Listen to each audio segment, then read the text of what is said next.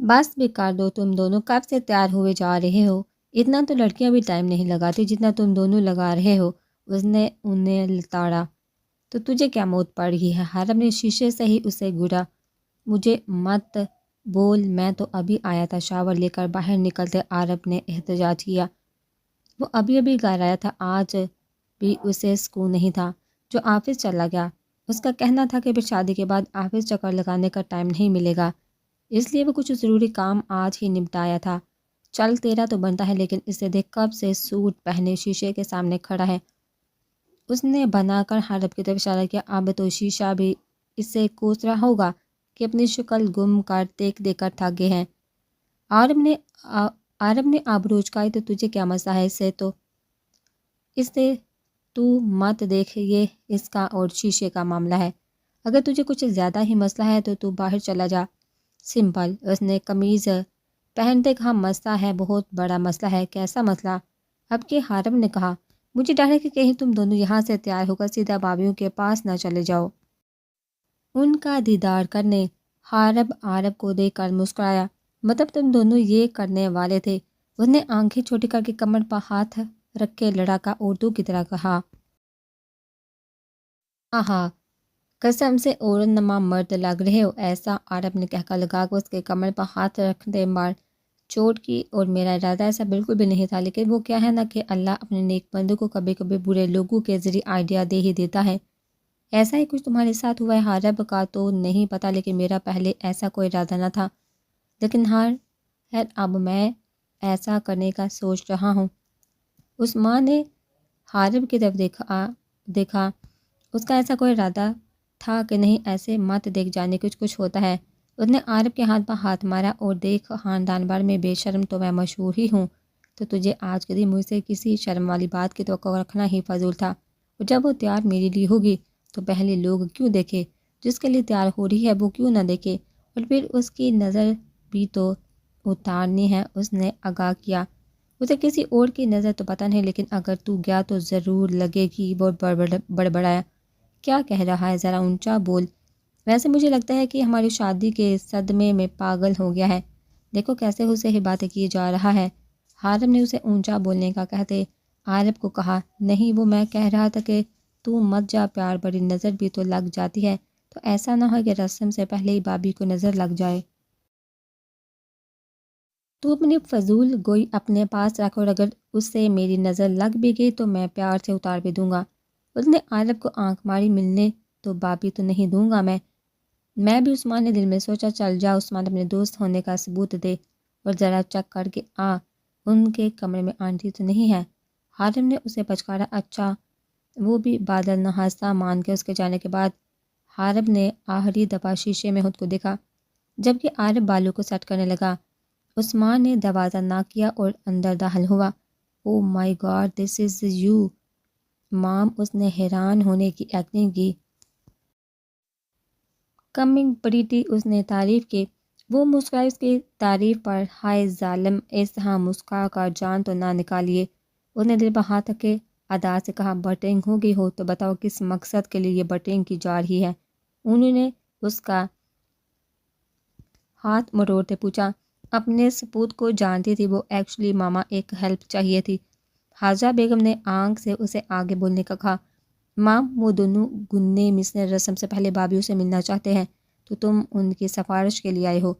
उन्होंने उसका कान मजीद मरोड़ा। उफ मामा, नहीं। कान तो छोड़िए, फिर बताता हूँ। उसने मसनूई दर्द से कहा। तो फिर मैं तो चाहता हूँ कि वो दोनों ना मिले अपनी अपनी बीवियों से। और तुम ऐसा क्यों चाहते हो? मुझे दोनों तंग करते रहते हैं कि तुम्हें किसी ने बेटी नहीं दी, इसलिए बस ये छोटा सा बदला और कुछ नहीं। उसने मासूमियत से कहा। कहते तो वो ठीक ही हैं, जिस तरह बचपना तुम करते हो। किसी ने बेटी देनी है तुम्हें मामा? उसने एहतजाज किया। आप बताइए, आप मेरी हेल्प करेंगी? उसने पूछा। मैं तुम्हारी क्या हेल्प कर सकती हूँ? और अगर वो मिलना चाहते हैं तो मिल लेने दो ना। प्लीज़ मामा, मेरा साथ दे। बस उनको तंग करना है और कुछ नहीं। और हेल्प आपको इस तरह करनी है कि वो दोनों तैयार हैं, आप उन दोनों को खुद बाहर लेकर जाएं स्टेज पर। बस इतना सा करना है आपने, प्लीज़। वो मिन्नतों पर उतर आया। ओके, लेकिन अपना ये बचपना कम करो।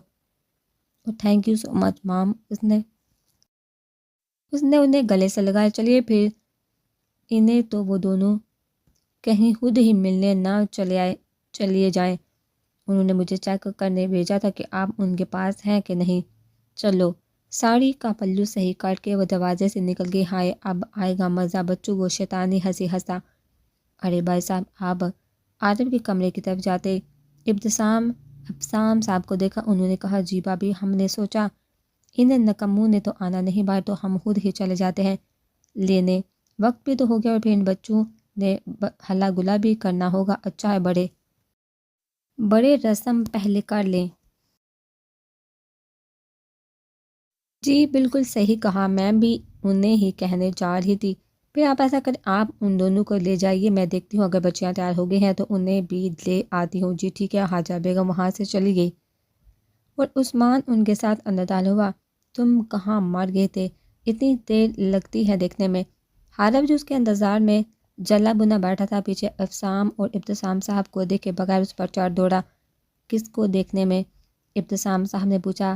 کسی کو نہیں۔ اچھا، تو اگر تیار ہو گئے ہو تو باہر چلو، صاحب مہمان انتظار کر رہے ہیں۔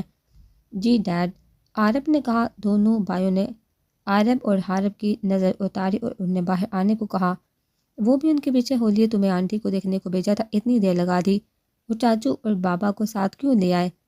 حارب نے دانت پیستے کہا، دیکھنے ماما ادھر ہی تھی، اور جب میں واپس آ رہا تھا تو انکل لوگ کمرے میں داخل ہو رہے تھے، اس میں اب میرا کیا قصور؟ میں تو گیا تھا نا چیک کرنے۔ عثمان نے چہرے پر معصومیت سجائے، جبکہ حارب کے چہرے کے تاثرات پر اس نے چہرہ نیچے کر کے مسکراہٹ روکی۔ وہ لوگ کافی دیر سے لان میں موجود تھے اور اپنے جاننے والوں سے مل رہے تھے۔ بظاہر تو دونوں سب سے مل کر ان کے آنے کا شکریہ ادا کر رہے تھے، جبکہ دونوں ان کی ایک جھلک دیکھنے کے لیے بےتاب تھے۔ حارب تو کن آنکھوں سے بار بار داخلی دروازے کی طرف دیکھ رہا تھا۔ وہ رسم سے پہلے ہی مل لیتا، وہ سب سے پہلے خود اسے دیکھنا چاہتا تھا، لیکن ایسا نہ ہو پایا۔ جہاں یہ انتظار عارف کو ایک میٹھے جذبے سے آشنا کر رہا تھا، وہیں حارب کے صبر کی بات ہو رہی تھی۔ اسے اسبا پر غصہ آ رہا تھا کہ اتنی دیر وہ باولا بھول گیا تھا کہ آج وہ مہندی کی دلہن ہے، وہ تو تھوڑی نہ منہ اٹھا کر آ جائے گی۔ اور پھر جب اس نے بے بس ہوتے آخری نگاہ داخلی دروازے کی طرف گھمائی تھی کہ اسی وقت ساری لائٹس آف ہوئی تھی اور ان پڑی پیکر چہروں پر فوکس ہوئی تھی۔ حارب کا سارا غصہ، ساری بے بسی ہوا ہوئی تھی۔ وہ بنا پلکے جھپکا یکتا اسبا کو دیکھے جا رہا تھا۔ وہ لگ ہی اتنی پیاری رہی تھی، اور یہی حال عارف کا تھا۔ وہ آج اپنی زندگی میں پہلی دفعہ عرش کو تیار ہوئے دیکھ رہا تھا، اور اس کے تو گمان میں بھی نہیں تھا کہ وہ اس قدر حسین لگے گی۔ کامدار گرین لہنگے جس کے بارڈر پر بلو رنگ کی چوڑی پٹی بنی ہوئی تھی کہ اوپر یلو شرٹ کے ساتھ سلیکے سے بلو دوپٹہ، سر پر جمائے بالوں کو دونوں سائڈ سے آگے کیے موتیوں کی ماتھا پٹی اور اسی کی بالیاں پہنے وہ اسے کوئی حسین مورت ہی لگی تھی، جبکہ وہ دور سے ہی اس کے چہرے کی بیزاریت، جو یقیناً ان کپڑوں کی وجہ سے تھی، دیکھ چکا تھا۔ وہ دونوں اس قدر ان میں گم تھے کہ انہیں اپنے ارد گرد کا ہوش ہی نہ رہا تھا۔ ہوش تو تب آیا جب عثمان نے شرارت سے ان دونوں کو زور سے جھنجھوڑا تو وہ دونوں جلدی سے اسٹیج پر گئے۔ اسپاٹ لائٹ کی روشنی میں حاجہ بیگم دوسری لڑکیوں کے ساتھ پھول کی روش پر چلتی وہ اسٹیج کے پاس رکی۔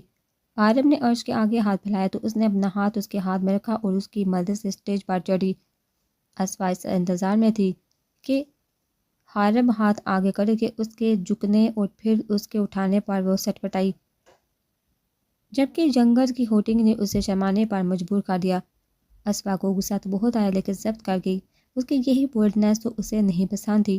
وہ بھی سب کے سامنے ہے، اس وقت کو دلہن تھی، کچھ کر نہیں سکتے تھی، اس لیے چپ رہی۔ حارب نے ہوٹنگ پر اپنی گود میں اس پری کو دیکھا جو شرم سے چہرہ چھپائے تھی۔ جانتا تھا اس کے چہرے پر اس وقت سرخی چھائی ہوگی۔ اوئے اب اتار بھی دے کہ ساری رات گود میں اٹھائے رکھنا ہے۔ یہ جملہ کسی منجلے کا تھا جس پر کہکو کی بڑمار ہوئی تھی۔ رات کیا، میں تو ساری اٹھانے کو تیار ہوں، کیوں بیوی؟ وہ اونچی آواز میں دلکشی سے بولا اور تھوڑا سا اوپر کر کے اسے مخاطب کیا۔ اسپا مزید چہرہ جھکا گئی، جبکہ ایک بار پھر ہوٹنگ ہوئی۔ حارب بیٹا، کیوں بیچاری کو پریشان کر رہے ہو؟ حاجہ بیگم نے ہی اسوا کی پریشانی کم کی۔ اب کہ حارب نے بھی شرافت سے اسے نیچے اتار دیا اور ہاتھ پکڑ کر صوفے پر بٹھایا، خود بھی بیٹھا، جبکہ دوسرے صوفے پر عارب اور عرش بیٹھے ہوئے تھے۔ سب سے پہلے دان نے دونوں جوڑیوں کے نظر اتاری اور پھر رسم کی طرح ابتسام حاجہ بیگم اور مجیب صاحب نے رسم کی۔ عارف بڑا تھا اس لیے پہلے اسے اور عرش کو مہندی لگائی جاتی، پھر حارب اور اسما کو گھر میں سب بڑے رسم ادا کر چکے تھے، اب رشتہ دار میں سے عثمان رہ گیا تھا۔ عارب اور حارب کے دوستوں نے بھی ان دونوں کو مہندی لگائی، جبکہ ان کی وائفز نے اسما اور عرش کو بہت پیاری لگ رہی ہو۔ عارب نے اس کے کان میں سرگوشی کی، ہوں پیاری مائی فٹ، دل کر ہے تمہارا منہ نوچ لوں، کیا ضرورت ہے اتنا ہیوی ڈریس لینے کی۔ اس نے اس کی تعریف پر الٹا اس کی کر دی، خود تو سادہ سی ہلکی پھلکی شلوار قمیض پہنے گھوم رہے ہو اور مجھے کپڑوں کا تھان بنا دیا۔ اس نے دانت پیسے۔ عارب نے سفید قلب شدہ شلوار قمیض اور یلو باسکٹ پہنی ہوئی تھی، جبکہ پاؤں میں کھیڑی، اتنی پیاری تو لگ رہی ہو باہدا، دل لوٹ لیا اور ایمان بھی۔ اس نے آنکھ ماری، لو پر حرکتیں بند کرو، یہی آنکھ پھوڑ دوں گی جس سے مجھے آنکھ ماری ہے، چھوڑے انسان، شرم کرو کچھ، آج تو انگارے مت چباؤ، موقع محل دیکھو، بلکہ اتنا کیک کھا لیا تم نے اور زبان ابھی بھی تمہارے زہر اگل رہی ہے۔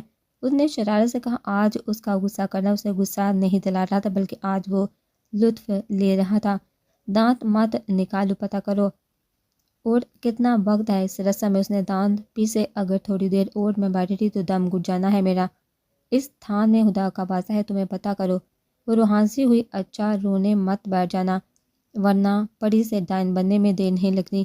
اس نے شرارت سے کہا، ہاں کو مت، پتہ کرو۔ وہ غصے سے تل ملائی، حاجہ آنٹی کسے کہہ رہی تھی، بیچاری کو پریشان مت کرو، اب انہیں کیا پتہ ان کی اس بیچاری نے مجھے کتنے سال پریشان کیے رکھا۔ اس نے اس کے دوپٹے سے چھیڑخانی کرتے آہستہ کہا، باز آئیے، حالب سب موجود ہیں۔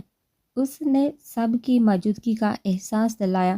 اور کب پریشان کیا میں نے آپ کو، اس نے برا مناتے پوچھا۔ لو برڈز صبر کرو، یہیں کھچڑی پکانا شروع ہو گئے۔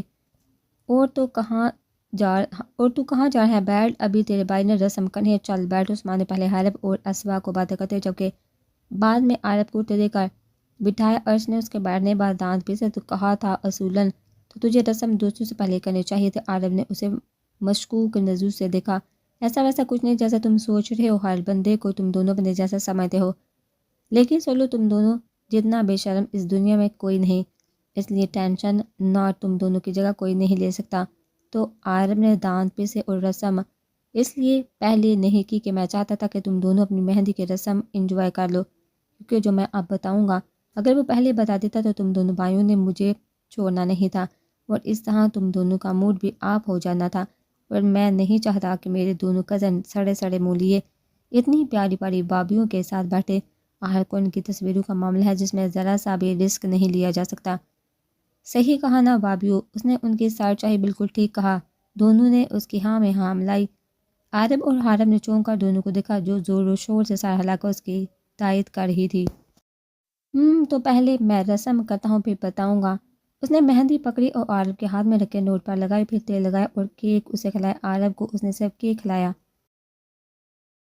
اس طرح اس نے عرش اور حارب کے ساتھ کیا۔ تو بابیو بات یہ تھی کہ یہ دونوں جو آپ کے شوہر ہیں نا، اس نے ان کی طرف اشارہ کیا، یہ دونوں آپ سے ملنا چاہتے تھے مہندی سے پہلے تاکہ آپ کو دیکھ سکے، لیکن مجھے آپ دونوں کا احساس تھا اس لیے میں نے ان دونوں کو ملنے سے روکا اور ان سے جھوٹ بولا کہ وہ آپ کے کمرے میں ہے۔ ان شارٹ میں نے آپ دونوں کو ان سے بچا لیا۔ اس نے ایک ہی سانس میں بات مکمل کی اور ان دونوں کی طرف دیکھا جو ہونہار نظروں سے اسے دیکھ رہے تھے۔ اسوا نے تو شکرانہ نظروں سے اسے دیکھا کہ شکر ہے اس نے روکا، ورنہ وہ اس سانڈ سے کیسے بچتی جو انتہا کا بے شرم تھا۔ جبکہ عرش سوچتے تھے کاش عارب اس کے پاس آتا تو وہ اس کا سر پھاڑ دیتے، اور آخری بات وہ حارب کی طرف جھکا، یہ سب میں نے بدلا لیا، تم دونوں سے ویسے شکل دیکھنے والی تھی تم دونوں کی، کہہ کر وہ فوراً اسٹیج سے اتر گیا۔ حارب نے مٹھی باندھ کی، اس کا باز نہیں چل رہا تھا، وہ اسے گردن سے پکڑ کر الٹا لٹکا دیتا، جبکہ دونوں بھائیوں کی شکل دیکھ کر وہ تینوں مسکرا دیے۔ ان تینوں سے بعد میں بدلہ لینے کا سوچتے وہ دونوں اپنی مہندی انجوائے کرنے لگے۔ رسم تو چونکہ سبھی لوگ کر چکے تھے اس لیے اب ینگرز کا انجوائمنٹ تھا۔ عارب اور حارب کے یونی فیلوز نے اس کی مہندی کے لیے ایک ڈانس تیار کیا تھا۔ وہ 5 لڑکوں کا گروپ تھا جو اس وقت ڈانس فلور پر اپنی پوزیشن سنبھال چکے تھے۔ وہ پانچوں ایک لائن میں کھڑے تھے، سبھی نے سفید شلوار قمیض پہنی ہوئی تھی، بس باسکٹ کے کلر چینج تھے۔ ڈی جے گانا لگایا تو وہ شروع ہو گئے۔ سب ینگرز نے ہوٹنگ سے انہیں سپورٹ کیا۔ اس کے دوستوں نے عارب و حارب کو بھی گھسیٹ لیا، پھر عارب و حارب دونوں نے گانے کے آخر تک ان کا ساتھ دیا تھا۔ سب نے ہوٹنگ سے اس پرفارمنس کو سراہا تھا۔ عارب و حارب دونوں دوستوں سے گلے مل کر دوبارہ اسٹیج پر چلے گئے تھے۔ ڈانس کے بعد کھانا کھول دیا گیا تھا اور سبھی مہمان کھانے کی طرف ہو لیے، جبکہ فوٹوگرافر ان دونوں جوڑیوں کے موومنٹس کیپچر کر رہا تھا۔ فوٹوگرافر نے عارب کو عرش کی کمر پکڑنے کو کہا۔ عارب نے سر ہلا کر اپنا ہاتھ اس کی کمر میں ڈال دیا۔ عرش نے فوٹوگرافر کے کہنے پر مسکرا کر عارب کی آنکھوں میں دیکھا، یعنی فوٹوگرافر نے وہ لمحہ قید کر لیا تھا۔ عرش نے وہی بازو جو اس کی کمر کے گرد تھا اس پر چٹکی کاٹی۔ میری بس ہو گیا فضول انسان، اب مزید میں کوئی پکچر نہیں بنوا سکتی، اس نے کرتے کہا۔ کب سے وہ خاموشی سے چہرے پر مسکراہٹ لیے کھڑی تھی، صرف اور صرف اس لیے کہ وہ نہیں چاہتی تھی کہ اس کی پکس خراب ہو۔ یہ وہ کام تھا عرش نے دل سے کیا تھا، لیکن اب اس کی بس ہو گئی تھی، اس لیے وہ اس پر گرجی اوکے کول ڈاؤن اس کے چہرے پر غصہ دیکھا۔ عارب نے ہاتھ اس کی کمر میں ہٹایا اور فوٹوگرافر کو ہاتھ سے باز کرنے کا اشارہ کر کے ادھر ادھر دیکھنے لگا۔ فوٹوگرافر اب عارب لوگوں کی طرف متوجہ ہو گیا۔ عارب تو فوٹوگرافر کی ایک بھی سنے بغیر خود ہی پوز بنا کر فوٹوگرافر کو پکس لینے کا کہہ رہا تھا، جبکہ اسوا انکمفرٹیبل سی اس کے حصار میں کھڑی تھی، کیونکہ عارب پوز ہی ایسے بنا رہا تھا کہ اسے فوٹوگرافر کے سامنے شرم آ رہی تھی۔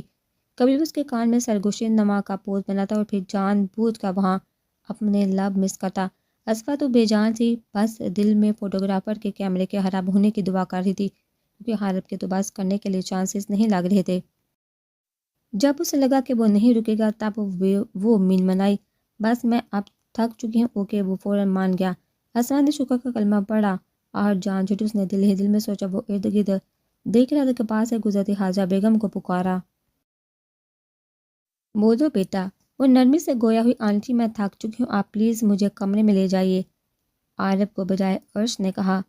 اوکے بیٹا آ جاؤ، ویسے بھی رسم تو ہو چکی ہے کب کی، اور بچوں نے بھی خوب ہلا گلا کر لیا، آؤ میں تم دونوں کو کمرے میں چھوڑ دیتی ہوں۔